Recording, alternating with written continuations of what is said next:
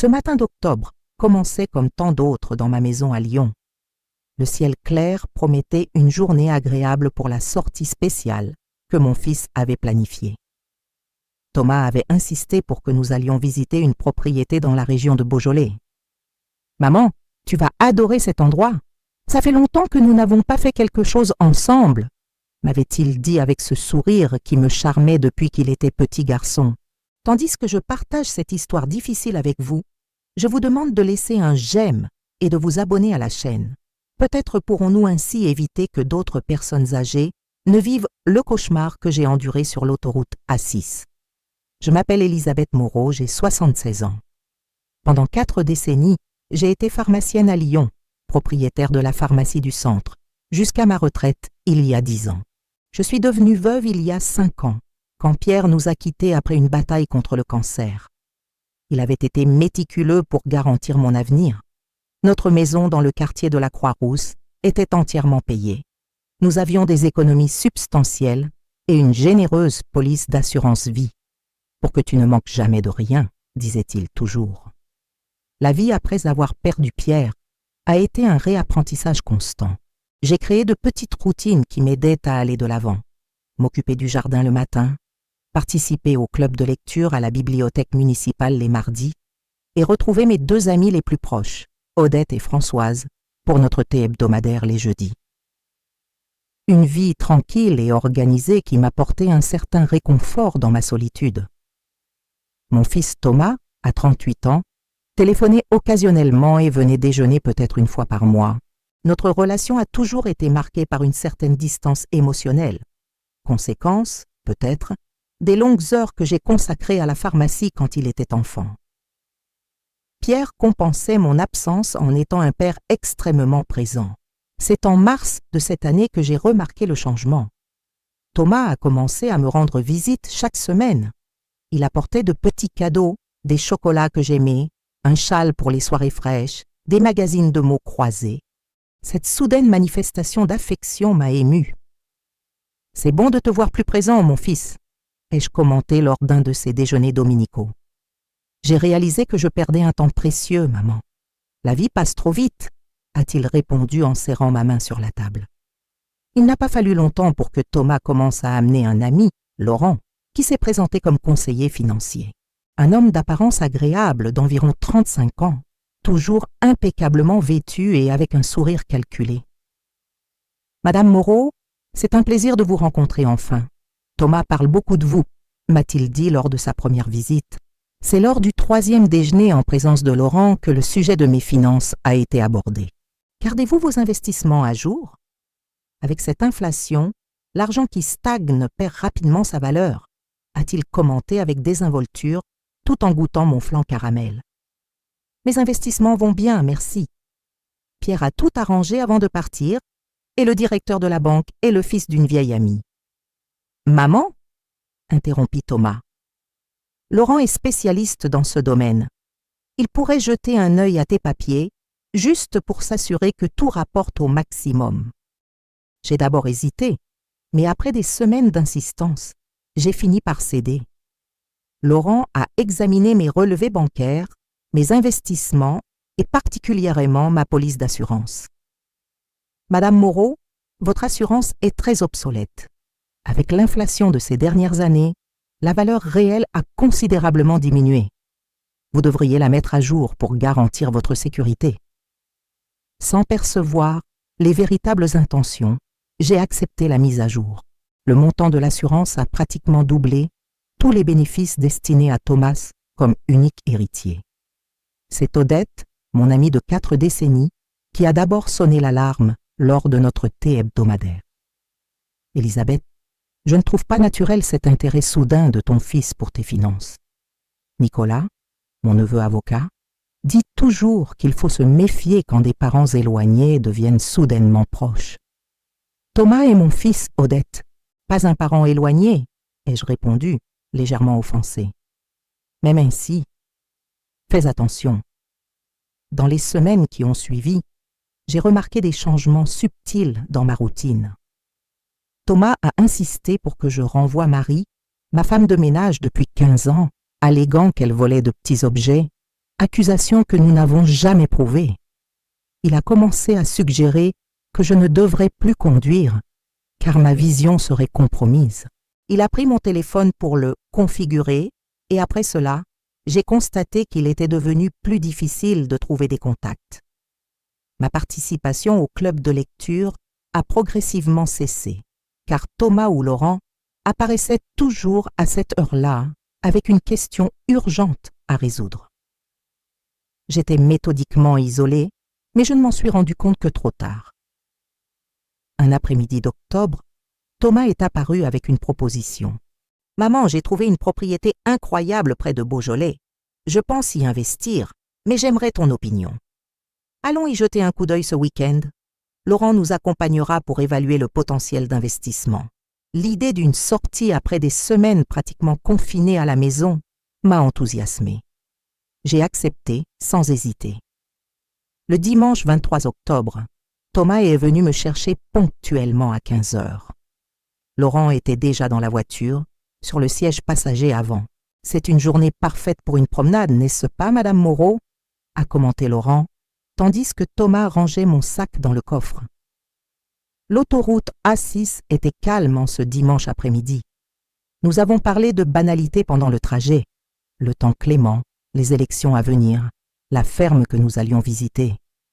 Thomas semblait un peu tendu, ses mains serrant le volant plus fermement que nécessaire. « Tout va bien, mon fils ?» ai-je demandé. « Oui, juste fatigué, beaucoup de soucis au travail », a-t-il répondu sans quitter la route des yeux.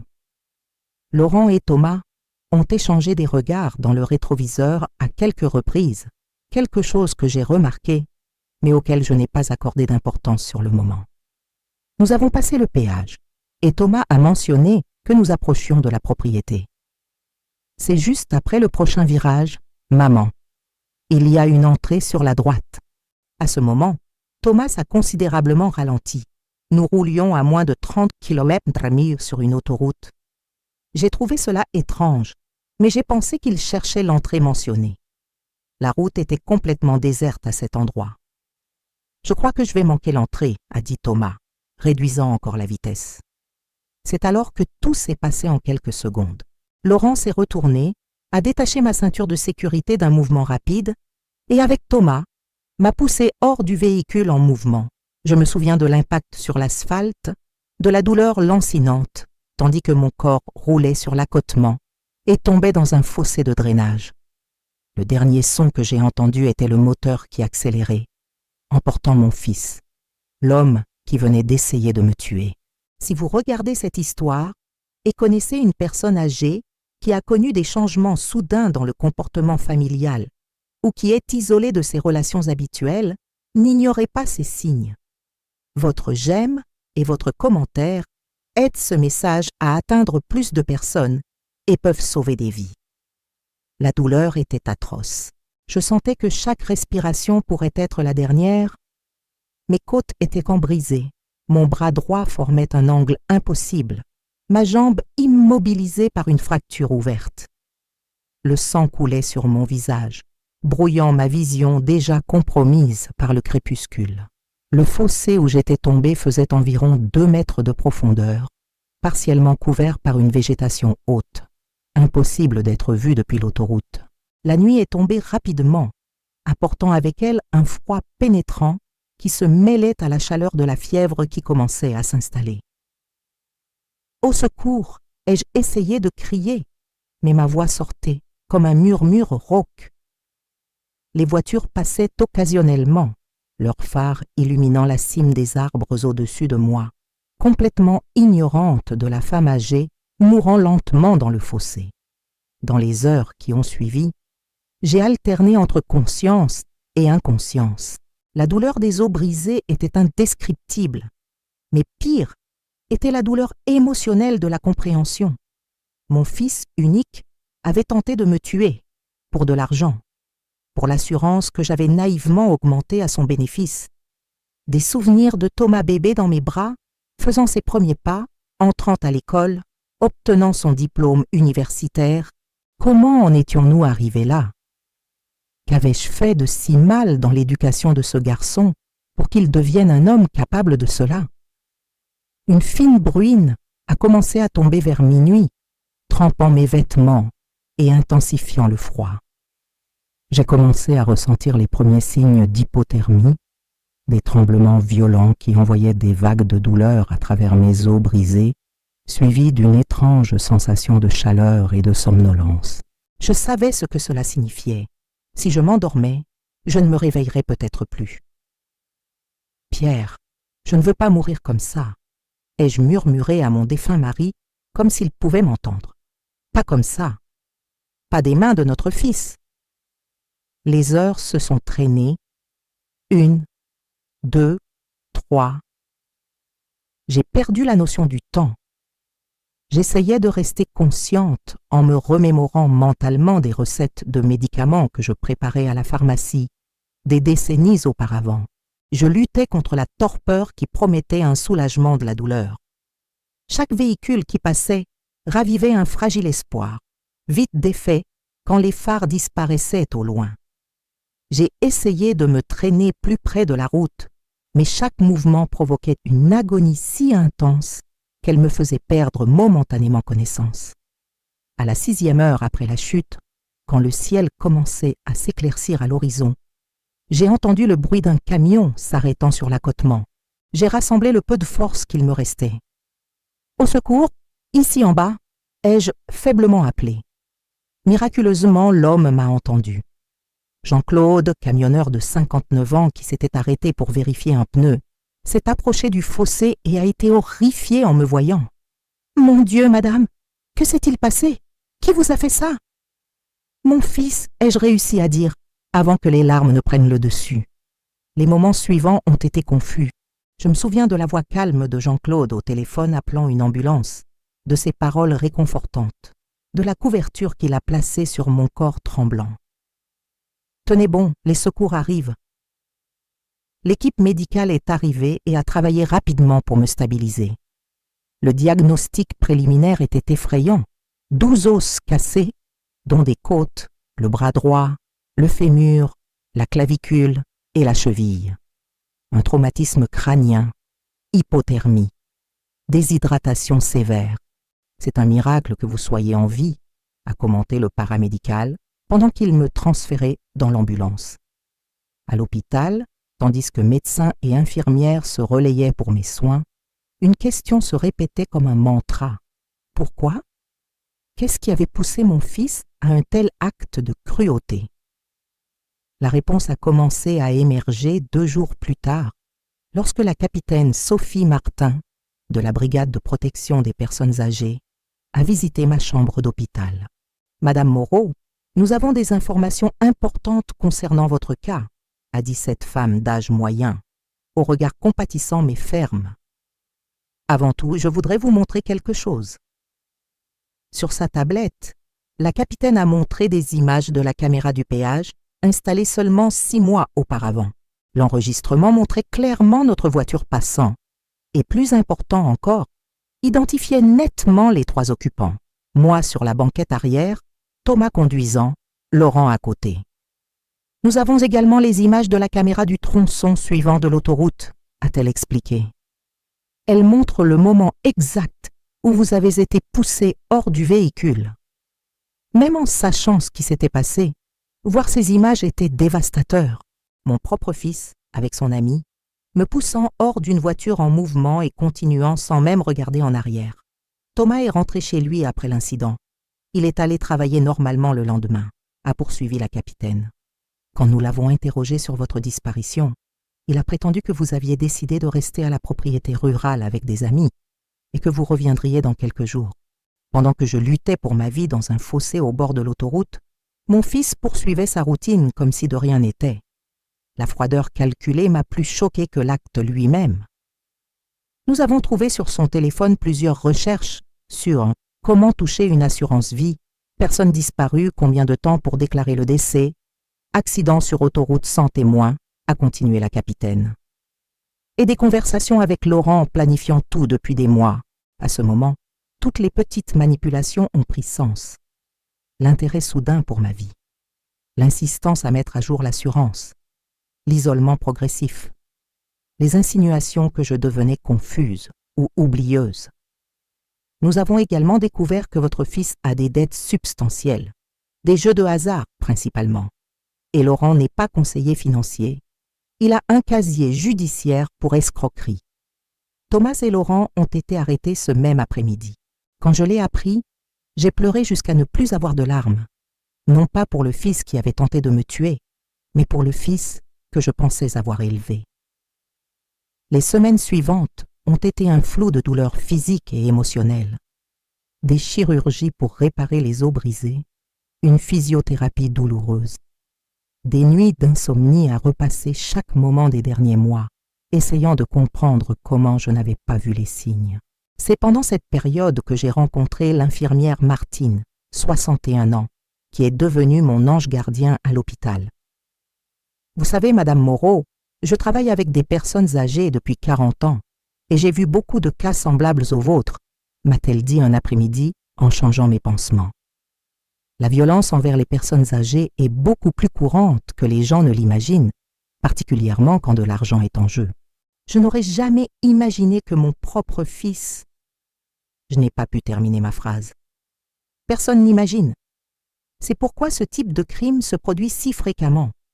Les personnes âgées font confiance à leurs proches et les agresseurs comptent sur cette confiance et sur le silence des victimes. Les paroles de Martine ont résonné en moi. Plus je discutais avec elle et d'autres professionnels de l'hôpital, plus je prenais conscience de l'ampleur du problème. Des histoires similaires à la mienne, souvent sans la fin heureuse d'avoir été retrouvée vivante. Pendant ma convalescence physique, j'ai pris une décision. Mon histoire ne s'arrêterait pas dans ce fossé.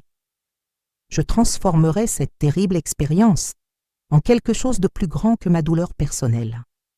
D'autres personnes âgées devaient être alertées. Les familles devaient comprendre les signes. Le procès de Thomas et Laurent ne serait que la première étape d'une nouvelle mission que j'allais découvrir. 3 mois après l'incident, encore en convalescence de mes multiples fractures, je suis entré au tribunal appuyé sur une canne. La salle était comble, journalistes, étudiants en droit, curieux. Mon affaire avait gagné en notoriété après la fuite des images du péage dans la presse. Un fils jette sa mère âgée d'une voiture en marche pour toucher l'assurance. Les gros titres sensationnalistes me faisaient revivre le traumatisme à chaque bulletin d'information. Thomas était assis, tête baissée, à côté de son avocat. Nos regards se sont brièvement croisés. Dans ses yeux, je n'ai pas vu de remords, seulement du calcul, évaluant comment il pourrait se sortir de cette situation. Laurent, à ses côtés, semblait nerveux, agité. Si vous suivez cette histoire et que vous vous souciez de la protection des droits des personnes âgées, laissez votre j'aime et votre commentaire. Votre interaction aide à diffuser ce message important à ceux qui en ont le plus besoin. Le procureur, maître Antoine Dupont, un homme d'âge moyen à la stature imposante, a commencé en présentant les preuves matérielles, les enregistrements du péage, les messages textes entre Thomas et Laurent planifiant le crime, les documents de mise à jour de l'assurance, les recherches Internet sur comment déclarer un décès par disparition et délai pour toucher une assurance vie en cas de décès. Mesdames et messieurs les jurés, commença le procureur, nous sommes confrontés à un cas de cruauté calculée qui défie notre compréhension la plus élémentaire de l'humanité. Thomas Moreau et Laurent Mercier ont méticuleusement planifié l'assassinat d'Elisabeth Moreau, une femme de 76 ans, mère de Thomas, dont le seul tort fut de faire confiance à son propre fils. Quand vint mon tour de témoigner, j'ai senti le poids de chaque pas jusqu'à la barre.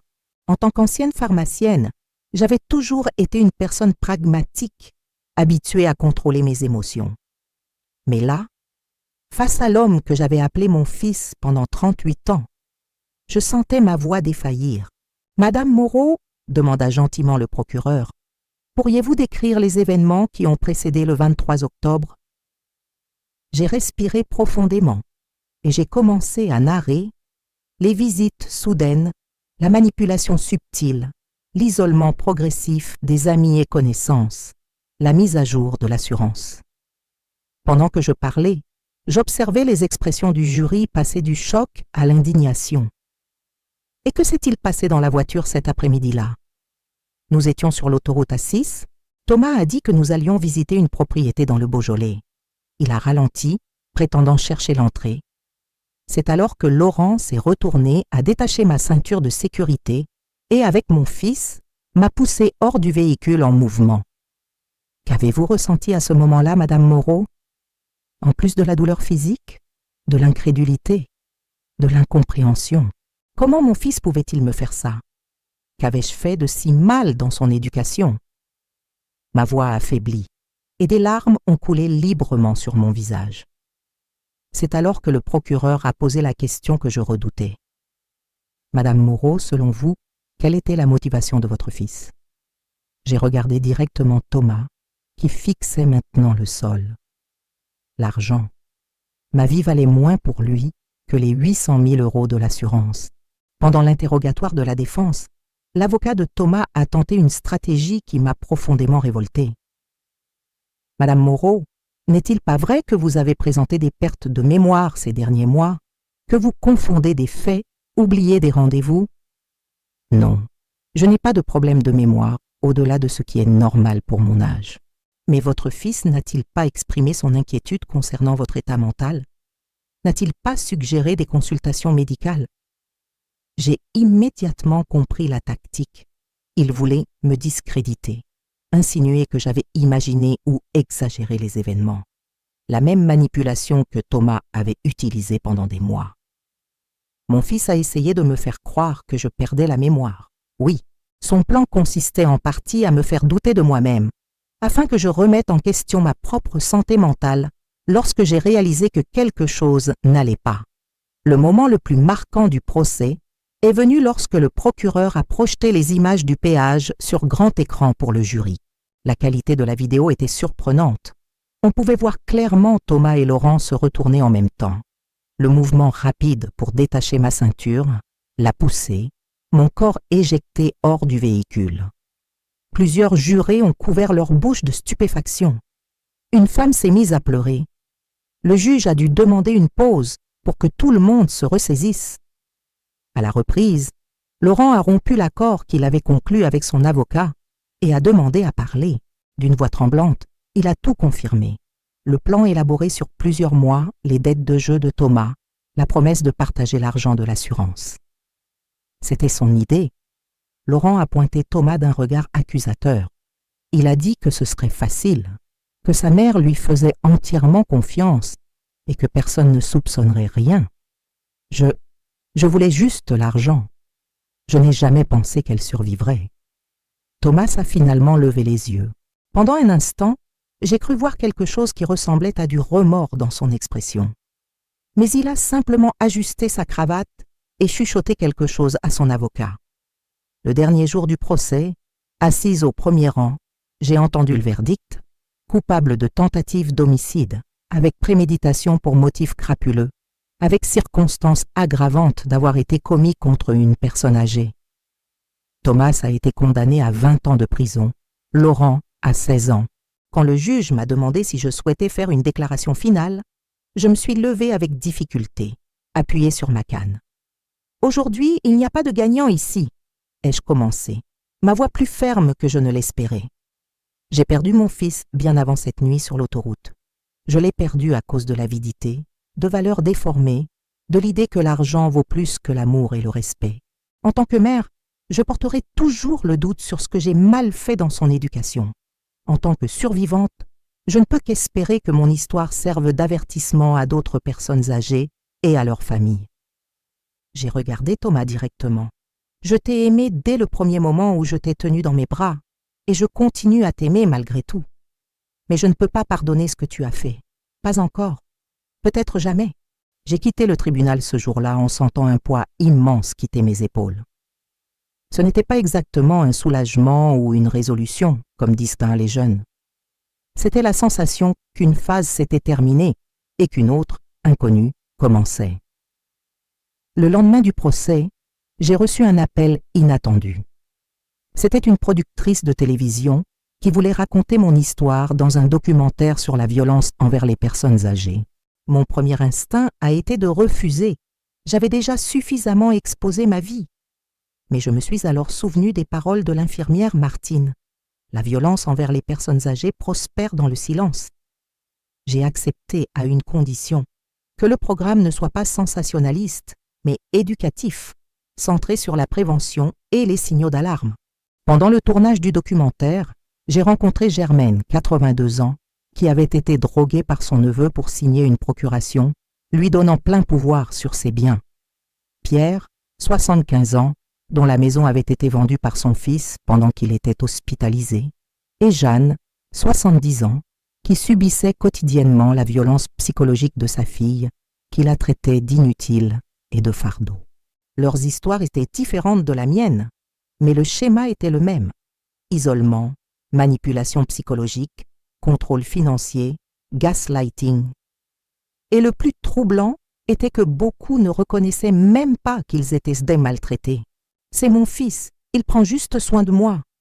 Elle s'énerve parce qu'elle s'inquiète pour moi. Il sait mieux que moi ce qui est bon pour moi. Des phrases que j'ai entendues à maintes reprises, écho des excuses que j'avais moi-même formulées pour le comportement de Thomas. Après la diffusion du documentaire, mon téléphone n'a pas cessé de sonner.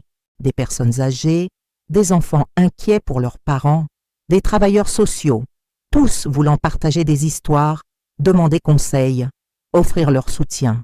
C'était écrasant. Une semaine plus tard, j'ai reçu un autre appel important. Maître Claire Leroy, coordinatrice d'un programme de protection des personnes âgées au sein du bureau de l'aide juridictionnelle, voulait m'inviter à participer à un projet pilote. Madame Moreau, votre histoire a touché beaucoup de cœurs et ouvert beaucoup de yeux. Nous avons besoin de personnes comme vous pour aider à identifier et prévenir les cas de maltraitance envers les personnes âgées. Nous constituons un groupe de conférenciers pour visiter des centres communautaires, des maisons de retraite et des écoles. Seriez-vous intéressé? Je n'ai jamais été à l'aise pour parler en public. En tant que pharmacienne, mon monde était petit et contrôlé, limité au comptoir de la pharmacie et à mes clients habituels. Mais quelque chose avait changé en moi. Cette expérience de quasi-mort m'avait donné une clarté que je n'avais jamais eue auparavant concernant mon but. Quand commençons-nous? Ai-je répondu. Ma première conférence a eu lieu dans un centre communautaire pour personnes âgées dans un quartier périphérique de Lyon. Mes mains tremblaient en tenant le microphone, mais quand j'ai commencé à parler, les mots ont coulé naturellement. J'ai raconté mon histoire sans fioriture, me concentrant sur les signes que j'avais ignorés, les manipulations que je n'avais pas perçues, les moments où j'aurais pu demander de l'aide mais ne l'ai pas fait. Après la conférence, une file s'est formée. Des personnes âgées voulaient qu'on se parle, raconter leurs expériences, poser des questions. Une dame de 83 ans a serré ma main avec force. « Merci d'avoir mis un nom sur ce que je vis », a-t-elle murmuré. « Maintenant, je sais que je ne suis pas folle. » Dans les mois qui ont suivi, j'ai visité plus de 30 centres communautaires, écoles, facultés de droit et de services sociaux. Chaque conférence était l'occasion de transformer ma tragédie en quelque chose d'utile, quelque chose qui pourrait épargner à d'autres le même sort. Parallèlement, j'ai commencé une physiothérapie intensive. Mon corps, à 76 ans, luttait pour se remettre des traumatismes subis. Certaines fractures ont bien guéri, d'autres ont laissé des séquelles permanentes.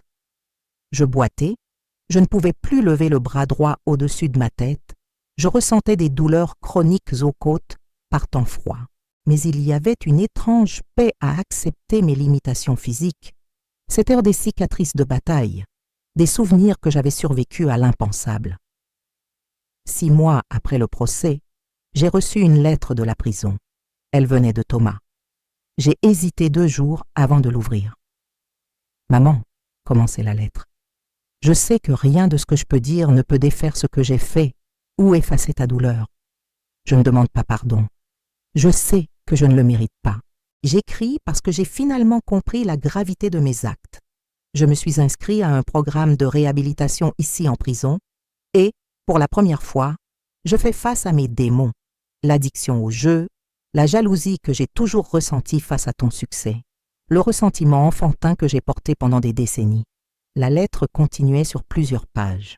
Thomas décrivait comment l'addiction au pari l'avait conduit à des dettes croissantes auprès de personnes dangereuses, comment le désespoir s'était transformé en un plan monstrueux, comment il s'était convaincu que j'avais déjà assez vécu et que l'argent de l'assurance serait mieux utilisé par lui.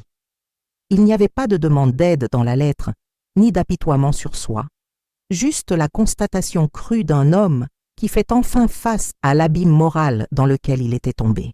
J'ai pleuré après avoir lu la lettre, mais je n'ai pas répondu. Pas encore. Peut-être qu'un jour je trouverai la force de le faire, mais à ce moment-là, mon énergie devait être concentrée sur les vivants qui pouvaient être sauvés, non sur les repentis qui avaient donc besoin d'être rachetés. Le documentaire a conduit à plus d'invitations, des conférences sur les droits des personnes âgées, des interviews à la télévision, une participation à l'élaboration de matériels éducatifs pour le ministère public. Soudain, à 76 ans, j'avais un agenda plus chargé que bien des cadres. Une de ces opportunités fut particulièrement significative. J'ai été invité à donner une conférence dans un commissariat spécialisé dans les crimes contre les personnes âgées pour des policiers et des enquêteurs. Après l'événement, la capitaine Sophie Martin, celle-là même qui avait enquêté sur mon affaire, est venue me voir avec un dossier à la main. « Madame Moreau, nous avons un cas difficile. Une dame de 79 ans que nous soupçonnons d'être victime d'abus financiers par son gendre, mais elle nie catégoriquement, malgré tous les signes qui pointent dans cette direction. Accepteriez-vous de lui parler? Parfois, une autre personne ayant vécu une situation similaire peut atteindre là où nous ne pouvons pas. » La rencontre avec Madame Durand fut l'un des moments les plus difficiles et gratifiants de mon nouveau parcours. Assise dans une salle réservée du commissariat, cette dame élégante et éloquente niait avec véhémence tout problème. « Mon gendre est un ange. Après la mort de ma fille, il aurait pu continuer sa vie, mais il a choisi de prendre soin de moi, insistait-elle. Je ne l'ai pas confronté directement. Au lieu de cela, j'ai raconté mon histoire, soulignant les petits signes que j'avais ignorés, les justifications que j'avais données à des comportements suspects, le déni dans lequel j'avais vécu pendant des mois. Voyez-vous, Madame Durand, le plus difficile a été d'admettre à moi-même que j'avais été trompée, que ma confiance avait été trahie.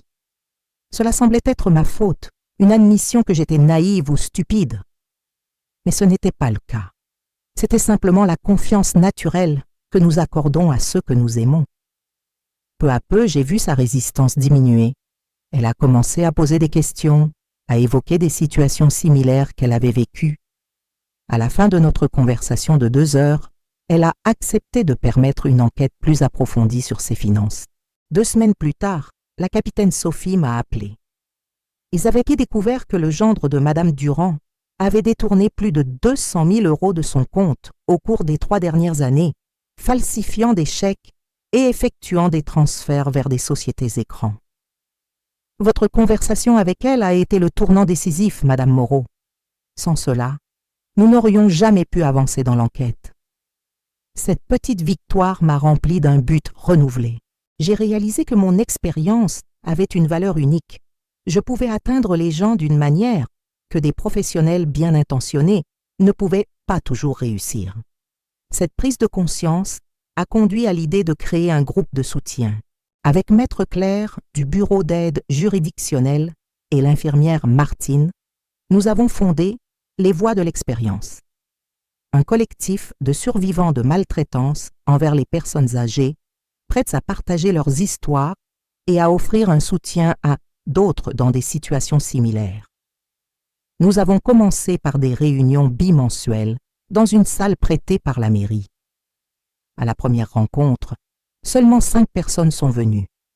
À la 3e, nous étions déjà 15. En 6 mois, nous avons dû déménager dans un espace plus grand pour accueillir plus de 40 participants réguliers.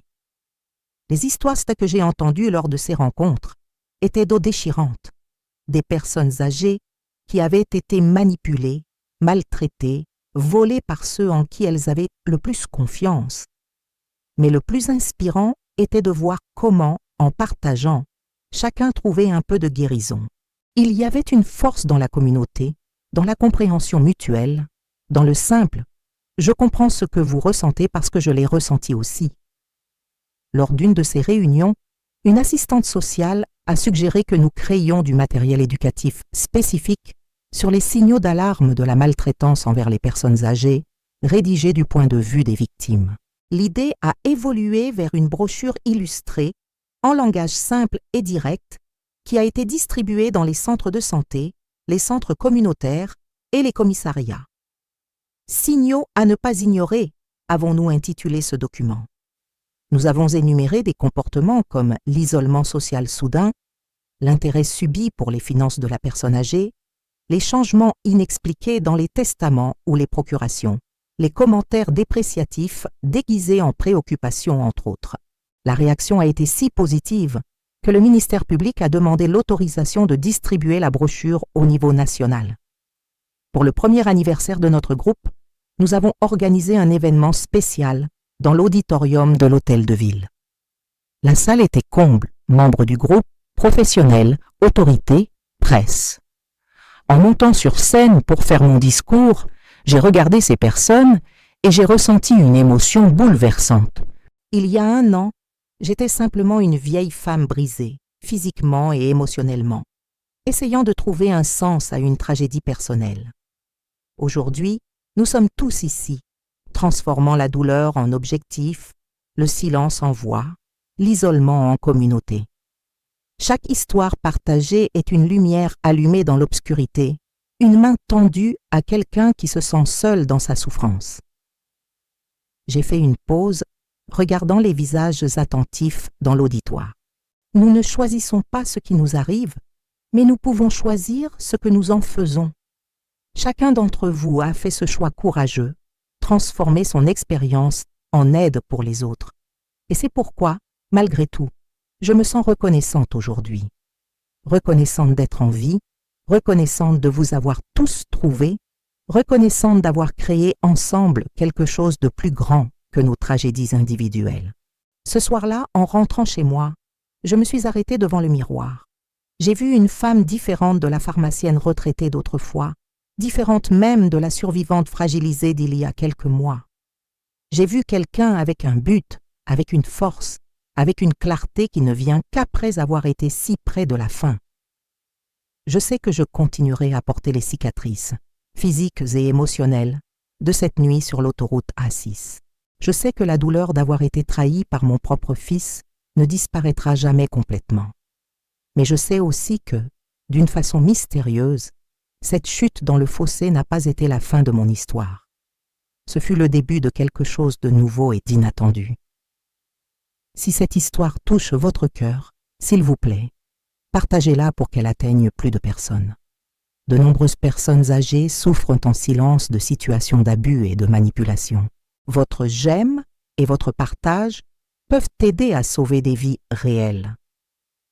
Le traumatisme nous marque, mais il n'a pas besoin de nous définir.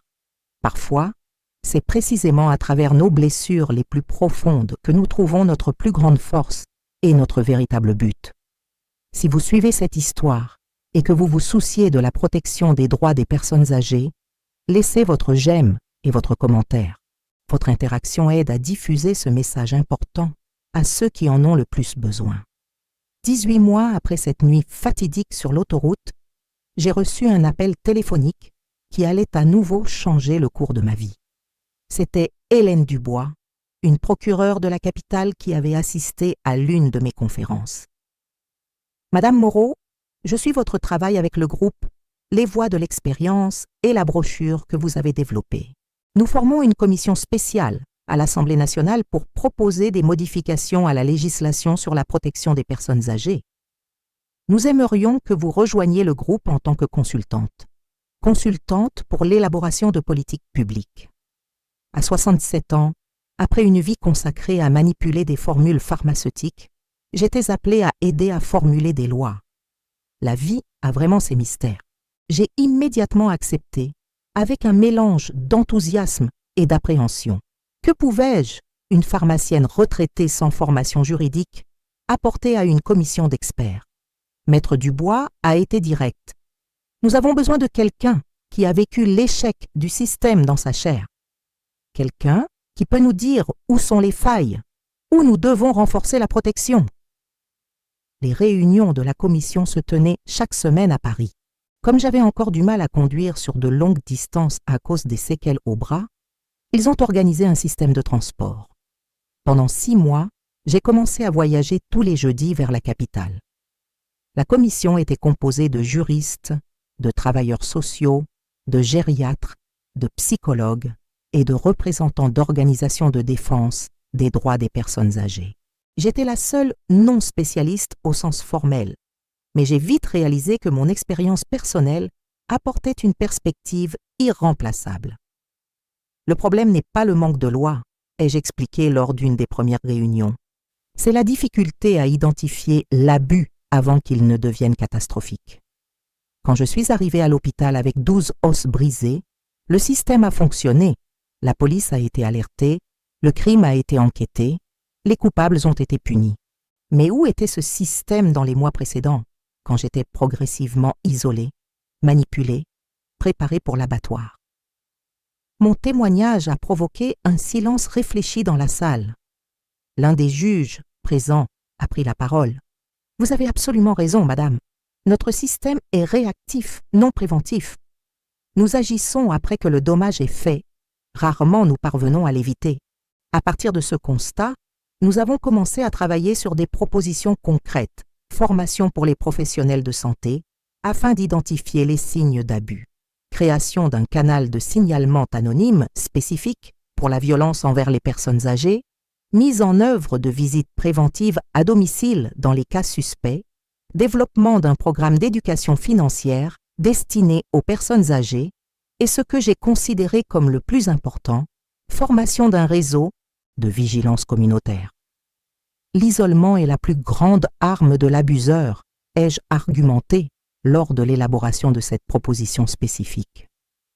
Si j'avais maintenu un contact régulier avec mes amis, si la pharmacienne qui me servait depuis des années avait été alertée des changements dans mon comportement, si mes voisins avaient eu un canal pour signaler leurs inquiétudes, peut-être que je ne serais jamais montée dans cette voiture.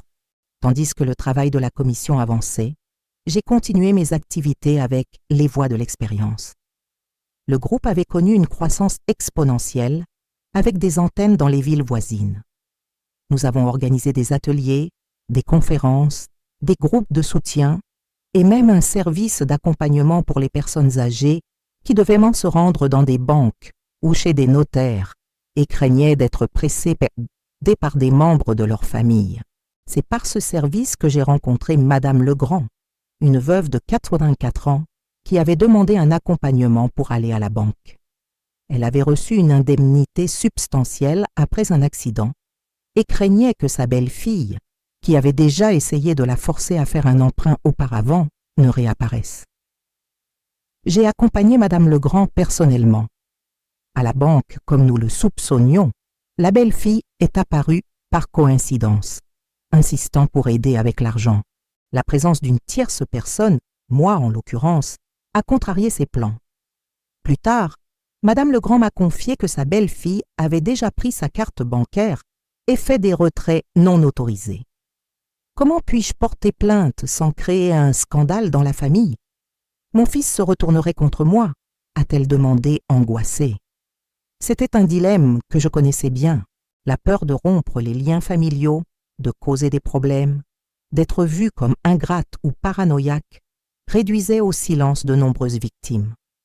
J'ai porté le cas à notre équipe juridique bénévole qui a aidé Madame Legrand à protéger son patrimoine sans nécessairement criminaliser immédiatement sa belle-fille. Nous avons créé un compte joint avec un avocat de confiance comme deuxième titulaire, établi des limites de retrait, installé des alertes pour les mouvements suspects. Des mesures qui ont donné à Madame Legrand le contrôle de son argent sans confronter directement sa belle-fille. Du moins, pas encore. Des cas comme celui de Madame Legrand se multipliaient chaque semaine. Chacun avec ses particularités, mais tous suivant des schémas reconnaissables. L'isolement progressif, la manipulation psychologique, le gaslighting, le contrôle financier déguisé en aide. Un matin d'avril, alors que je prenais mon café avant de partir pour une nouvelle journée d'activité avec le groupe, j'ai reçu un appel inattendu. C'était la directrice de la prison où Thomas purgeait sa peine. « Madame Moreau, votre fils a subi une attaque d'autres détenus. Il est à l'hôpital pénitentiaire dans un état grave. Il a demandé à vous voir. » Mon cœur s'est accéléré. Malgré tout, Thomas restait mon fils. Je n'avais répondu à aucune de ses lettres ces derniers 2 mois, encore incapable de traiter complètement mes sentiments à son égard. Mais maintenant, avec la possibilité de le perdre, j'ai ressenti un tourbillon d'émotions contradictoires. « J'irai le voir », ai-je répondu après un long silence. L'hôpital pénitentiaire était un endroit sombre, avec des gardes armés et des procédures de sécurité rigoureuses. Thomas était dans un lit isolé, menotté même étant gravement blessé. Son visage était méconnaissable, enflé, violacé, avec des coupures profondes. De multiples coups de couteau à l'abdomen et au thorax avaient endommagé des organes internes. Quand il m'a vu, des larmes ont coulé sur son visage défiguré. « Maman, tu es venue » a-t-il murmuré avec difficulté. Je me suis assise à côté du lit, incertaine de ce que je devais dire, de ce que je devais ressentir. Une partie de moi voulait le réconforter, une autre n'arrivait toujours pas à surmonter ce qu'il avait fait. L'infirmière nous a laissés seuls quelques minutes. Les autres détenus ont découvert ce que j'ai fait. Ils ont attaqué pendant la promenade, a-t-il expliqué d'une voix faible. Ils ont dit que celui qui essaie de tuer sa propre mère ne mérite pas de vivre. Je suis restée silencieuse, tenant simplement sa main. Il n'y avait pas de mots adéquats pour ce moment. « Je comprends si tu me détestes », a poursuivi Thomas. « Je me déteste moi-même. Chaque jour ici, j'ai revécu ce que j'ai fait, me demandant comment j'ai pu en arriver là. »« Je ne te déteste pas », ai-je finalement répondu, surprise par la vérité de ces mots. « Je n'ai jamais réussi à te détester, même en le voulant parfois. Mais j'essaie encore de comprendre. Pourquoi ?» Thomas a fermé les yeux un moment, comme s'il organisait des pensées difficiles. « Il n'y a pas de justification, maman. J'étais noyée dans les dettes, accro au paris, menacée par des usuriers. Je voyais l'argent de ton assurance comme ma seule issue. Je me suis convaincue que tu avais déjà assez vécu, que c'était un gaspillage que cet argent reste immobilisé, alors que j'étais désespérée. J'ai tout déformé dans mon esprit jusqu'à ce que cela paraisse presque raisonnable. Un médecin est entré, a vérifié les moniteurs, ajusté la perfusion. 5 minutes, a-t-il informé avant de sortir. Les médecins disent que je ne survivrai peut-être pas à la nuit, a dit Thomas, quand nous nous sommes retrouvés seuls à nouveau. Je ne demande pas pardon. Je sais que je ne le mérite pas. Je voulais juste que tu saches que, même dans mes pires moments, je n'ai jamais cessé de t'aimer. Ma haine était dirigée contre moi-même, contre mes échecs, contre mes défaites. Tu n'étais que la cible la plus proche. Je suis restée aux côtés de Thomas, jusqu'à ce qu'il s'endorme sous l'effet de la morphine. J'ai quitté l'hôpital pénitentiaire le cœur lourd, mais étrangement plus léger en même temps. Il y avait une sensation de résolution que je n'espérais pas trouver. Cette nuit-là, j'ai pleuré comme je ne l'avais pas fait depuis le jour du procès. Pas seulement pour Thomas, mais pour toutes les années perdues, pour les choix que nous avions faits, pour les chemins qui nous avaient aidés menés à ce point. Thomas a survécu, contrairement aux attentes médicales. Il est resté hospitalisé pendant presque 2 mois, a subi plusieurs opérations. Quand il est retourné en prison, il a été transféré dans une aile de protection spéciale. J'ai commencé à répondre à ses lettres, des correspondances difficiles, douloureuses, mais nécessaires pour nous deux. Je ne sais pas si je pourrai un jour lui pardonner complètement. Le pardon, j'ai découvert, n'est pas un événement unique, mais un processus continu, avec des avancées et des reculs. Notre relation ne serait jamais plus la même, mais au moins maintenant, il y avait un dialogue honnête, quelque chose que nous n'avions peut-être jamais eu auparavant. Pendant ce temps, mon travail militant continuait à s'étendre. Le projet de la brochure avait évolué vers une application pour smartphone qui aidait les personnes âgées et leurs familles à identifier les signes d'abus et à trouver des ressources à proximité. Commissariat spécialisé, centre d'assistance, groupe de soutien. Avec l'aide d'une équipe de bénévoles, nous avons réussi à rendre l'application gratuite et accessible, avec une interface simplifiée et des fonctionnalités audio pour ceux qui avaient des difficultés de lecture. Le travail de la commission législative portait également ses fruits. 2 de nos propositions ont été adoptées comme amendements à la loi nationale sur la protection des personnes âgées, la formation d'équipes multidisciplinaires pour des visites préventives et la création d'un protocole spécial pour que les institutions financières identifient les mouvements suspects sur les comptes des personnes âgées. En septembre de cette année-là, j'ai été surprise de recevoir une invitation à recevoir le prix Citoyenne d'honneur pour ma contribution à la cause des personnes âgées. La cérémonie aurait lieu à l'Élysée en présence du président. Je ne mérite pas un prix pour avoir fait ce qui devait être fait, ai-je protesté quand on m'a appelé pour m'annoncer la nouvelle. Madame Moreau, vous avez transformé une tragédie personnelle en une croisade qui a déjà bénéficié à des milliers de personnes âgées. Si cela ne mérite pas une reconnaissance, je ne sais pas ce qui la mérite, a répondu l'assistante du président.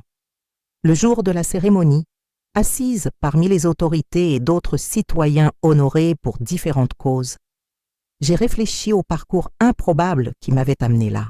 Quand mon nom a été appelé, je suis montée sur scène en m'appuyant sur ma canne, un rappel constant de cette nuit sur l'autoroute.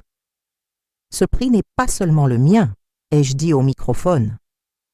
Il appartient à chaque personne âgée qui a trouvé le courage de dénoncer un abus, à chaque professionnel qui a appris à identifier les signaux d'alarme, à chaque bénévole qui consacre son temps à notre cause. Il appartient au camionneur qui s'est arrêté pour vérifier un bruit étrange dans le fossé et a trouvé une vieille femme brisée, mais pas vaincue. J'ai regardé l'assemblée, les visages attentifs, certains avec des larmes aux yeux. Beaucoup me demandent comment j'ai pu transformer tant de douleur en objectif. La vérité, c'est que je n'ai pas eu le choix. Quand nous survivons à l'impossible, quand on nous donne une seconde chance que tant d'autres n'ont pas eue, il ne nous reste qu'une option, honorer cette survie. En faire quelque chose qui en vaille la peine non seulement pour nous, mais pour tous ceux qui nous entourent. Après la cérémonie, une jeune journaliste m'a abordée pour une interview. Parmi ces questions, l'une m'a particulièrement prise au dépourvu. Si vous pouviez remonter le temps et vous donner un conseil, avant que tout n'arrive, que diriez-vous?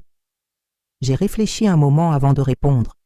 Je me dirais de faire davantage confiance à mon intuition. Tous les signes étaient tôt. L'intérêt soudain pour mes finances, l'isolement progressif des amis, les petits mensonges, les insinuations sur ma capacité mentale.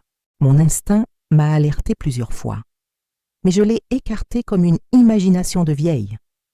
S'il y a une chose que j'ai apprise, c'est que l'âge nous apporte de la sagesse, et cette sagesse se manifeste souvent comme une voix intérieure que nous devons écouter.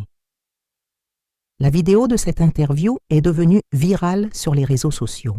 Soudain, j'ai commencé à recevoir des invitations pour participer à des podcasts, des émissions de télévision, des conférences dans des universités à travers le pays. Mon agenda, à 67 ans, était plus chargé qu'il ne l'avait jamais été durant ma vie professionnelle active. Lors d'une de ces conférences à la faculté de médecine de Paris, j'ai été approchée par une étudiante en gériatrie qui m'a fait une proposition intrigante. « Madame Moreau, je développe un projet de recherche sur les marqueurs comportementaux de maltraitance envers les personnes âgées. J'aimerais vous interviewer, vous et d'autres survivants, pour créer un protocole d'identification à utiliser dans les hôpitaux et les cliniques. Serait-ce possible ?» Le projet de la jeune docteure, Sophie, a évolué vers une collaboration formelle entre les voix de l'expérience et le département de gériatrie de l'université. Pendant 6 mois, des survivants ont partagé leurs histoires lors d'entretiens structurés, se concentrant particulièrement sur les signes précoces d'abus qu'ils avaient ignorés ou n'avaient pas reconnus à l'époque. L'analyse de ces témoignages a conduit à la création du protocole Sophie, baptisé en hommage à la jeune médecin. Un outil de dépistage qui a commencé à être testé dans les hôpitaux et les centres de santé de la région. Le protocole incluait non seulement des questions directes sur les abus, mais aussi des observations sur le langage corporel, les interactions avec les accompagnants et les signes physiques subtils qui pourraient indiquer une manipulation ou une coercition. Au cours des premiers mois de mise en œuvre, le protocole a identifié 17 cas suspects dans un seul hôpital de la banlieue est de Paris. Après une enquête appropriée, 12 de ces cas se sont avérés être des situations d'abus, allant de la négligence à la violence physique et financière. « Vous avez aidé à créer quelque chose qui va sauver des vies », m'a dit Dr Sophie lors d'une de nos réunions de suivi. Nous détectons ces cas avant le point de non-retour. Le point de non-retour. Cette expression m'a hanté pendant des jours. Combien de fois, durant mon propre calvaire, étais-je arrivé près de ce point sans le reconnaître? Combien d'occasions de changer le cours des événements avais-je laissé passer?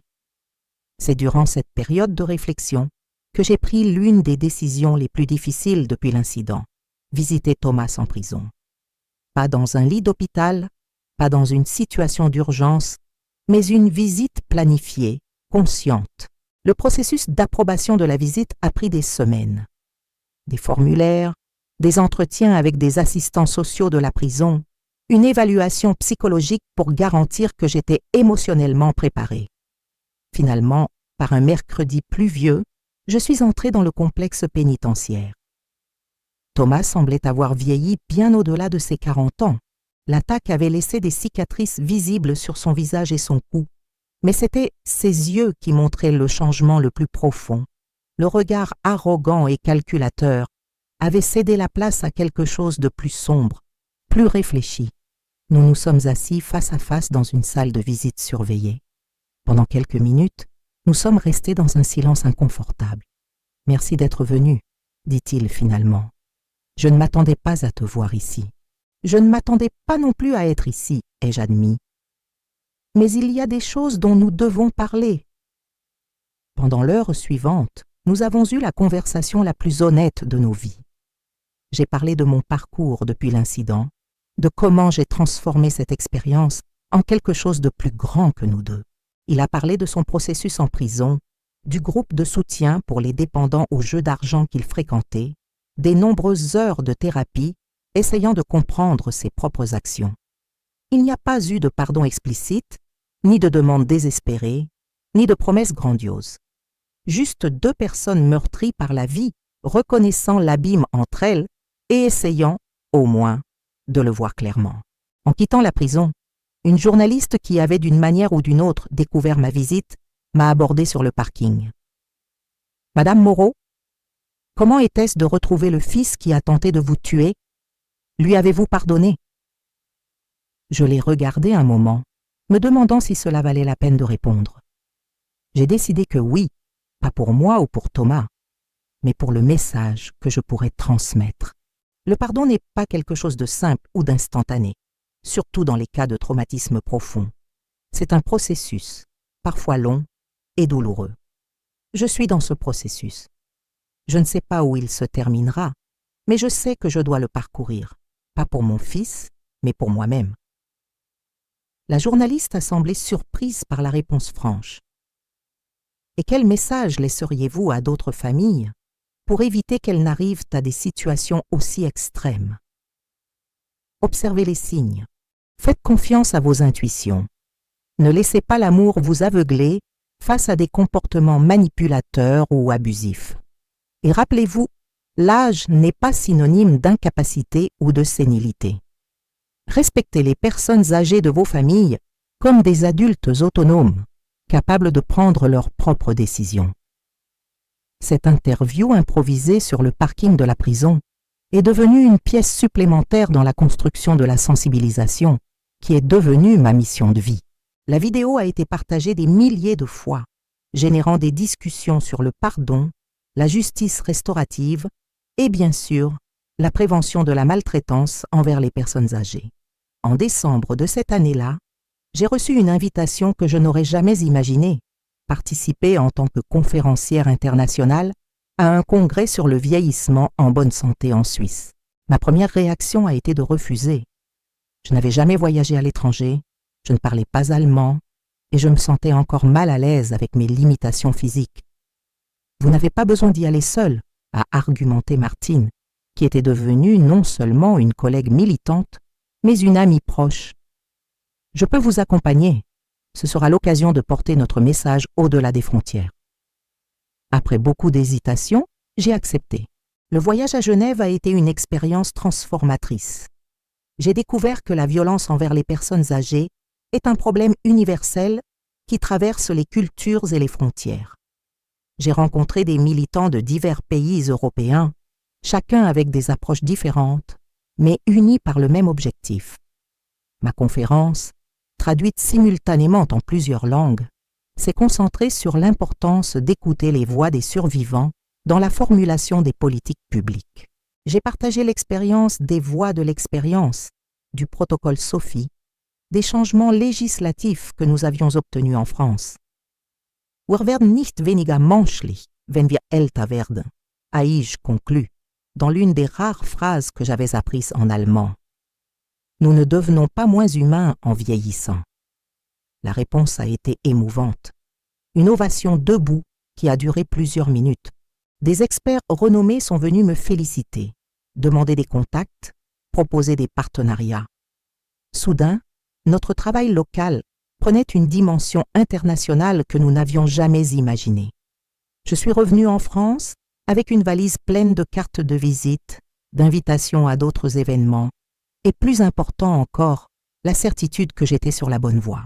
Ce qui avait commencé comme une tentative désespérée de donner un sens à ma propre tragédie, s'était transformé en un mouvement susceptible d'avoir un impact sur des milliers de vies. Un après-midi de janvier, alors que j'organisais des notes pour une nouvelle conférence, j'ai reçu un appel d'Odette, l'amie qui m'avait d'abord alerté sur le comportement suspect de Thomas. « Elisabeth, as-tu vu le journal aujourd'hui ? Cette dame de Grenoble, c'est tellement similaire à ton cas. Je n'avais pas vu la nouvelle, mais je l'ai rapidement trouvée en ligne. Une femme âgée de 82 ans avait été poussée d'une falaise par son fils et sa belle-fille lors d'une sortie en famille. Contrairement à moi, elle n'avait pas survécu. L'article mentionnait que le couple avait augmenté l'assurance vie de la victime 3 mois auparavant, isolé la dame âgée de ses amis et de sa famille, et répandu des rumeurs sur sa santé mentale. Le plan presque parfait avait été démasqué lorsque des caméras de sécurité d'une station-service proche du lieu avaient été capturées la voiture arrivant avec 3 occupants et repartant avec seulement 2. La similitude avec mon cas était troublante. J'ai ressenti un mélange de colère et de désespoir. Malgré tout notre travail, malgré les conférences, les brochures, l'application, les protocoles, des histoires low comme la mienne continuaient à se répéter. Nous devons faire plus, ai-je dit à Odette. Nous ne pouvons pas laisser ces morts continuer. Le lendemain matin, j'ai convoqué une réunion d'urgence des voix de l'expérience. Pendant des heures, nous avons discuté de stratégies pour élargir notre portée, pour atteindre des communautés que nous n'avions pas encore touchées, pour sensibiliser davantage de professionnels de la santé et de la sécurité. C'est au cours de cette discussion qu'est née l'idée d'une campagne nationale de sensibilisation, pas seulement sur les signes d'abus, mais sur la valeur intrinsèque des personnes âgées dans la société. Le problème est plus profond que l'identification d'abus spécifiques, ai-je argumenté. Il s'agit de la façon dont notre société perçoit le vieillissement, comment nous traitons les personnes âgées comme des fardeaux plutôt que comme des individus à part entière, avec des droits et une dignité. La campagne « L'âge est une valeur, pas un fardeau » est née lors de cette réunion. Nous avons obtenu le parrainage d'entreprises préoccupées par la responsabilité sociale, le soutien d'ONG liées aux droits humains et de l'espace gratuit sur les chaînes de télévision et de radio. Le message était simple mais puissant. Les personnes âgées sont des individus à part entière avec des droits, des désirs et une capacité de décision. Vieillir ne signifie pas redevenir un enfant ou perdre son autonomie. Le respect est la base fondamentale de toute relation intergénérationnelle saine. L'un des points forts de la campagne était une série de vidéos où des personnes âgées d'origine et de classes sociales différentes parlaient directement à la caméra de leurs expériences de manque de respect et d'infantilisation. J'ai 85 ans, 3 petits-enfants, une pension qui aide toute la famille, et pourtant mes enfants me parlent comme si j'avais 5 ans, disait l'une des participantes. La campagne a touché un point sensible dans la société française. Soudain, nous discutions non seulement d'abus physiques ou financiers explicites, mais des micro-agressions quotidiennes, de l'agisme subtil présent dans les relations familiales, les services publics, les médias. C'est à ce moment que j'ai réalisé. Nous avions transformé ma tragédie personnelle en un tournant pour la société. La discussion sur la violence envers les personnes âgées, autrefois reléguée dans l'ombre, occupait maintenant les gros titres, les talk-shows, les débats parlementaires. Lors d'un symposium sur le sujet à l'université Paris-Descartes, une jeune étudiante en travail social m'a posé une question qui a exigé une profonde réflexion. « Madame Moreau, pensez-vous que vous auriez pu pardonner à votre fils s'il n'avait pas été attrapé? Si son plan avait réussi et que vous étiez morte dans ce fossé ?» La question, apparemment macabre, avait une profondeur philosophique qui m'a touchée. « Vous savez, » ai-je répondu après un moment, « je crois que le véritable pardon ne dépend pas des conséquences externes des actes, mais de la transformation intérieure de celui qui a commis l'erreur. Si Thomas avait réussi à me tuer, mais qu'ensuite il était passé par le même processus de remords et de transformation que je vois en lui aujourd'hui, je crois que, de quelque part, au-delà de cette vie, j'aurais encore choisi de lui pardonner, non pas pour ce qu'il a fait, mais pour ce qu'il est devenu après. » Ma réponse a généré un silence réfléchi dans l'auditorium. Puis, une longue ovation. J'ai réalisé que j'avais touché à quelque chose de profond, la réconciliation entre justice et compassion, la possibilité de transformation même après les pires actes. Le lendemain, j'ai reçu un appel inattendu de France Télévisions. Ils voulaient faire une série spéciale sur la violence envers les personnes âgées pour un magazine d'information et souhaitaient que je participe non seulement comme interviewée, mais comme consultante. « Nous voulons raconter des histoires réelles, Madame Moreau, mais avec responsabilité et sans sensationnalisme. Nous aideriez-vous à trouver le ton approprié et les bonnes histoires pour avoir un impact positif? » Le projet a duré 3 mois. Nous avons travaillé avec une équipe de journalistes d'investigation, de psychologues et d'experts en droit des personnes âgées.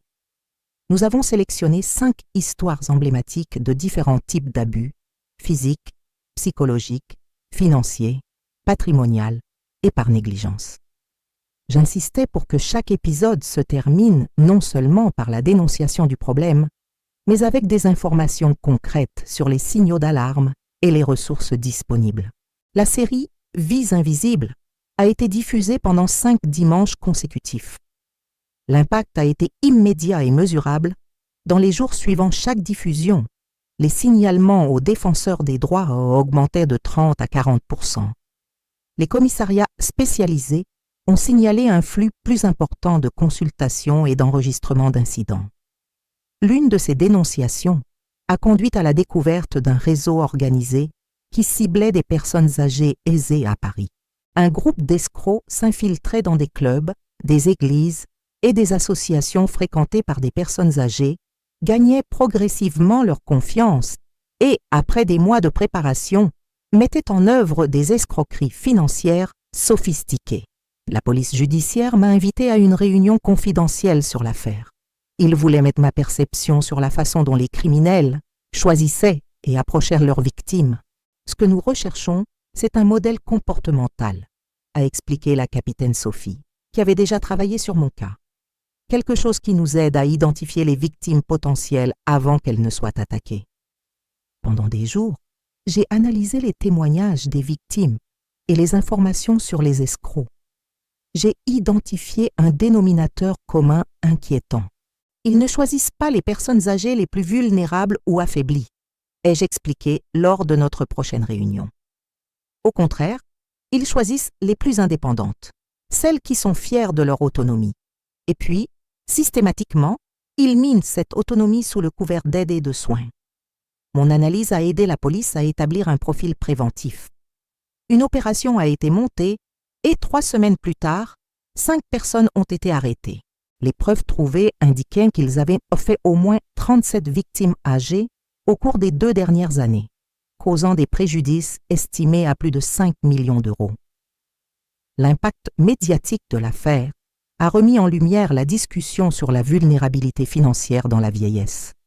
J'ai été invité à participer à une audience publique au Sénat sur le sujet, aux côtés de représentants du système bancaire, du ministère public et d'organisations de défense des consommateurs. Le problème va au-delà des escroqueries explicites, ai-je argumenté dans mon témoignage. Souvent, ce sont les proches eux-mêmes qui prennent progressivement le contrôle des finances de la personne âgée, initialement avec de bonnes intentions, mais en supprimant graduellement son autonomie. Ils commencent par aider avec les factures en ligne, puis prennent en charge les mots de passe, les cartes bancaires, et finalement la personne âgée se retrouve complètement dépendante, sans accès direct à son propre argent. Mon témoignage a conduit à une recommandation du Sénat pour que les institutions financières mettent en œuvre des mesures de protection spécifiques, comme des alertes automatiques pour les mouvements atypiques sur les comptes des personnes âgées et l'exigence de confirmation en personne pour les transactions de grande valeur.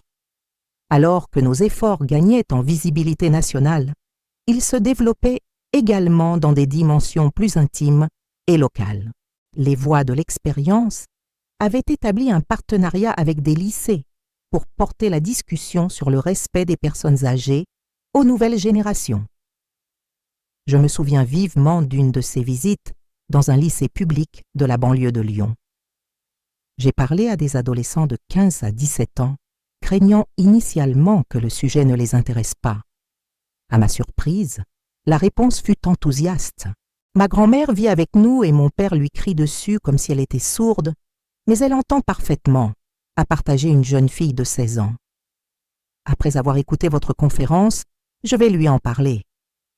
Mon oncle a pris la maison de mon arrière-grand-mère en disant qu'il allait s'occuper d'elle, mais il la laisse seule toute la journée, a raconté un autre adolescent. C'est de la maltraitance, n'est-ce pas? La conscience critique de ces jeunes m'a donné de l'espoir. Peut-être étions-nous en train de semer les graines d'une société future où le respect des aînés serait une valeur fondamentale et non une exception. Au milieu de tant d'activités, je n'ai pas négligé ma relation avec Thomas. Nos visites, initialement tendues et pleines de silences inconfortables, ont progressivement évolué vers des dialogues plus honnêtes. Il était devenu moniteur du groupe de thérapie pour les dépendants aux jeux d'argent en prison et étudiait la psychologie à distance. Je n'aurais jamais imaginé qu'à 40 ans, je redécouvrirais qui je suis, m'a-t-il dit lors d'une visite. Chaque jour, je pense à ce que j'ai fait, maman. Non pas pour me punir, mais pour comprendre, pour m'assurer que je ne redeviendrai jamais cette personne. J'ai observé les changements chez Thomas non seulement dans ses paroles, mais dans de petits gestes. La façon dont il écoutait attentivement les autres détenus pendant les réunions de groupe auxquelles j'ai pu assister, la gentillesse avec laquelle il traitait les gardiens, la manière dont il avait abandonné l'arrogance qui l'avait toujours caractérisé. 2 ans après l'incident, une nouvelle inattendue est arrivée. Thomas avait été approuvé pour le régime de semi-liberté en raison de sa bonne conduite. Il pourrait sortir pour travailler pendant la journée, retournant à la prison le soir. Cette nouvelle m'a apporté des sentiments ambivalents. Une partie de moi se réjouissait de son évolution, une autre craignait encore. Et il y avait la question pratique. Quel employeur accepterait un homme condamné pour avoir tenté de tuer sa propre mère? La réponse est venue d'une source inattendue. Françoise, directrice du centre communautaire où nous tenions les réunions des voix de l'expérience, a offert un poste administratif à Thomas. Je sais que cela semble fou, a-t-elle expliqué quand elle a exposé son idée. Mais je crois en la rédemption. Et quel meilleur endroit pour lui de travailler qu'entouré de personnes qui connaissent son histoire et qui sont vigilantes. De plus, Son expérience, aussi terrible que soit son origine, peut être précieuse pour notre travail de prévention.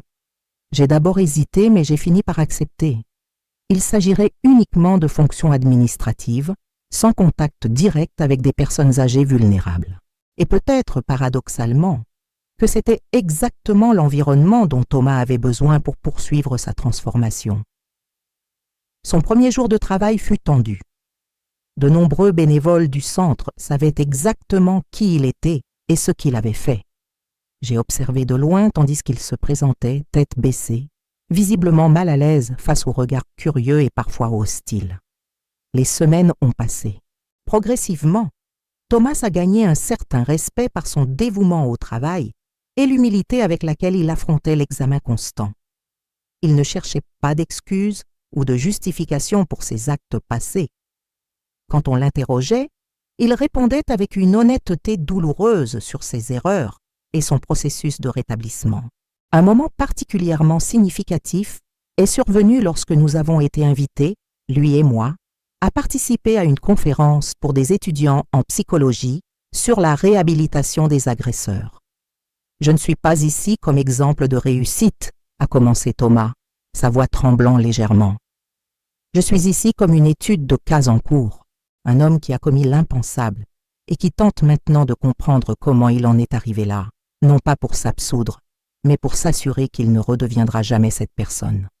Il a tout décrit avec une franchise brutale le processus de déshumanisation qu'il avait traversé, comment il avait progressivement commencé à voir sa propre mère, non comme une personne, mais comme un obstacle entre lui et l'argent qu'il croyait mériter. La maltraitance envers les personnes âgées, comme toute forme de violence, exige que l'agresseur déshumanise d'abord sa victime, a-t-il expliqué. Dans mon cas, j'ai créé un récit où ma mère n'était qu'une vieille dame qui avait déjà assez vécu, dont l'existence m'empêchait de résoudre mes problèmes financiers. J'ai complètement déformé la réalité pour justifier l'injustifiable. Son discours a généré un débat intense sur les mécanismes psychologiques derrière la violence et les possibilités réelles de réhabilitation. J'ai observé avec un mélange de douleur et de fierté, douleur pour le chemin tortueux qui nous avait menés jusque-là, fierté pour le courage d'affronter sa vérité la plus sombre. Pour le 3e anniversaire de l'incident sur l'autoroute, nous avons décidé de faire quelque chose de symbolique. Les Voix de l'expérience a organisé une marche sur l'A6 même, près de l'endroit où j'avais été retrouvé. Des centaines de personnes ont participé, personnes âgées, proches, professionnels, étudiants, autorités. Chacun portait une lanterne symbolisant la lumière que nous essayions d'apporter à une réalité souvent cachée dans l'ombre. À l'endroit exact où j'étais tombé dans le fossé, nous avons planté un arbre, un olivier, qui donne des fruits même quand il est vieux, symbolisant la continuité de la vie et de la contribution sociale à tout âge. C'est pendant cette cérémonie que j'ai fait l'annonce que je préparais depuis des mois, la création de la Fondation Renaissance, une organisation à but non lucratif exclusivement dédiée à la prévention de la violence envers les personnes âgées et au soutien aux victimes. Cette fondation naît de la conviction qu'aucune expérience, aussi douloureuse soit-elle, ne doit être gaspillée, ai-je déclaré devant les caméras et le public présent. Chaque cicatrice que je porte, et elles sont nombreuses, tant visibles qu'invisibles, se transforme aujourd'hui en un engagement renouvelé envers toutes les personnes âgées qui souffrent encore en silence. La Fondation Renaissance s'est rapidement établie comme une référence nationale pour cette cause. Nous avons développé des programmes éducatifs pour les écoles, des protocoles d'identification pour les services de santé, des formations pour les forces de l'ordre, des campagnes de sensibilisation pour le grand public et, peut-être le plus important, un service d'accueil et d'orientation pour les personnes âgées en situation de vulnérabilité. Au cours de notre première année de fonctionnement, nous avons aidé directement plus de 3000 personnes âgées et des milliers d'autres à travers nos programmes et matériels éducatifs. Nous avons établi des partenariats avec des universités, des organismes publics et des entreprises privées préoccupées par la responsabilité sociale. Tandis que la Fondation grandissait, ma relation avec Thomas évoluait également. Après 4 ans de régime de semi-liberté, il a obtenu le droit à la liberté conditionnelle. Il a dû trouver un nouveau lieu de résidence, puisque la condition imposée par le juge était qu'il ne revienne pas vivre avec moi. Une précaution qui, honnêtement, m'a apporté un soulagement. Bien que je croie en sa transformation, il restait des traumatismes pas complètement cicatrisés. Thomas a loué un petit appartement à quelques pâtés de maison de la Fondation, où il a continué à travailler maintenant à plein temps. Son rôle avait évolué, il s'occupait toujours principalement de tâches administratives, mais il avait également commencé à témoigner lors de nos sessions éducatives pour les professionnels de la santé mentale. La perspective de l'agresseur repenti apportait un angle précieux pour comprendre le cycle de la maltraitance. Pour mon 80e anniversaire, ils ont organisé une célébration surprise au siège de la Fondation. Amis, collègues, partenaires de cause, tous réunis pour célébrer non seulement mon âge, mais le chemin parcouru depuis cette nuit sur l'autoroute. Parmi les cadeaux reçus, l'un m'a particulièrement touché. Un journal relié en cuir avec une dédicace de Thomas. Pour ma mère, qui m'a enseigné, de la manière la plus douloureuse possible, la véritable signification de la force et du but. Que ces pages n'enregistrent que des souvenirs de renaissance, jamais plus de chute. En feuilletant ces pages blanches, j'ai réfléchi à combien notre histoire s'était transformée. Ce qui avait commencé comme une tragédie familiale s'était transformé en un mouvement, une cause, une mission qui avait déjà eu un impact sur des milliers de vies. À ce moment-là, j'ai compris quelque chose de fondamental. Le sens de la vie ne réside pas dans ce qui nous arrive, bon ou mauvais, mais dans ce que nous choisissons d'en faire. Chaque chute peut être une fin ou un nouveau départ. Et j'avais choisi de recommencer, non seulement pour moi, mais pour toutes les personnes âgées dont les voix avaient été réduites au silence depuis trop longtemps. Aujourd'hui, à 80 ans, je porte encore les cicatrices de cette nuit sur l'autoroute A6. Mon bras droit n'a jamais complètement récupéré sa mobilité. Le froid intensifie les douleurs dans mes côtes mal consolidées. La canne reste ma compagne constante. Mais ses limitations physiques semblent insignifiantes comparées à l'ampleur qu'a prise ma vie. D'une pharmacienne retraitée vivant tranquillement ces dernières années, je me suis transformée en une voix active, un agent de changement, un témoin qu'il est possible de transformer même la plus terrible tragédie en quelque chose de significatif. Quand je visite des écoles ou des centres communautaires pour donner des conférences, on me demande souvent si cela en valait la peine. Si la transformation sociale que nous avons réalisée compense le traumatisme personnel que j'ai subi, ma réponse est toujours la même. Je ne choisirai jamais de revivre cela. La douleur, le désespoir, la trahison, tout cela a laissé des marques permanentes dans mon âme. Mais l'ayant vécu, ayant survécu, je choisis quotidiennement de donner un sens à cette expérience. Je choisis de faire en sorte que ces 12 heures dans le fossé, luttant pour ma vie avec 12 os brisés, n'ayant pas été en vain. La route qui m'a menée jusqu'ici a été tortueuse et douloureuse. Elle est passée par des endroits sombres que personne ne devrait connaître. Mais elle m'a aussi amené à découvrir une force que je ne savais pas posséder, un but que je n'aurais jamais trouvé dans une vie sans turbulence. Quand je regarde en arrière, vers cette nuit sur l'autoroute, je ne vois plus seulement le moment où j'ai failli tout perdre. J'y vois aussi le début de quelque chose d'inattendu et de précieux, la genèse d'un mouvement qui a déjà sauvé d'innombrables vies et continuera à le faire bien après mon départ. Voici le message que je voudrais laisser à quiconque fait face à son propre abîme, à son propre fossé au bord de la route. Vous n'avez pas besoin d'être défini par vos pires moments. La vie peut être reconstruite, même à partir des décombres les plus improbables. Et parfois, paradoxalement, ce sont précisément nos blessures les plus profondes qui nous permettent de toucher et de transformer la vie des autres. Pour les personnes âgées qui m'écoutent et qui vivent peut-être des situations d'abus ou de négligence, votre voix compte, votre expérience compte, votre vie compte. N'acceptez pas d'être diminué, infantilisé ou contrôlé. Cherchez de l'aide, brisez le silence. Des personnes sont prêtes à vous écouter et à vous soutenir. Pour les proches des personnes âgées, le vieillissement ne diminue ni la valeur ni la dignité d'une personne. Respectez l'autonomie, les choix et la sagesse accumulée au cours des décennies. Protéger ne signifie pas contrôler. Aimer ne signifie pas décider pour l'autre. Et pour quiconque a été jeté dans son propre fossé métaphorique, que ce soit par trahison, violence, perte ou tragédie, il y a toujours un chemin de retour vers la lumière. Parfois, ce chemin passe par l'acceptation de l'aide. D'autres fois, par la transformation de votre douleur en objectif. Mais il existe toujours, même dans les moments les plus sombres. La route qui m'a conduite au fond de l'abîme m'a aussi menée aux plus grandes hauteurs que j'ai jamais atteintes. C'est le paradoxe que je porte en moi.